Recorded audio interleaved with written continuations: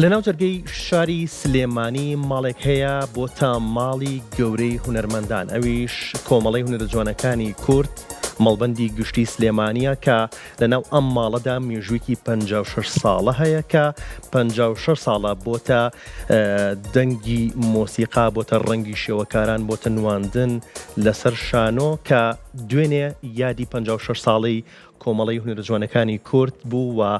لە مەڵبەندی گشتی سلێمانی لە ناو شاری سلێمانی و لە هۆڵی کۆمەڵەی هونەرە جوانەکان چەند چالاکێکی تایبەت بە بۆنەی یادی 56 ساڵی دامەزرانی کۆمەڵی هونەرە جوانەکان بەڕێوە چوو کە چەند هونەرمەندێکی بە ئەزمون کە تەمەنی خۆیان یان تەواوی تەمەنی خۆیان لە خزمەت هونەری کوردیە بەخشیوە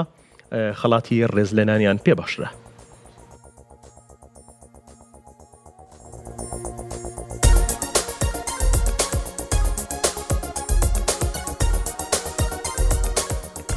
بە بەشداری ژمارەیەکی زۆر لە هونەرمەندان و ڕۆشنبیران یادی 56مین ساڵیادی دامەزرانی کۆمەڵەی هونەرە جوانەکانی کورد مەڵبەندی گشتی سلێمانی کرایەوە. هەر لەو ڕێڕەسمەدا چەند ڕێزلێنانێک دابەشکرا و لەلایەن ئەندامانی ئەو کۆمەڵەیەشەوە یادێکی جاران و یادگاریەکانی ئەو کۆمەڵەیە کرایەوە کە چەندین ئەکتەر و هونەرمەندی بەتوانە بە درێژەی ساڵانی ڕابردوو لەو کۆمەڵەیەوە دەرکەوتون و کار و بەرهەمی هونەریان هەبووە.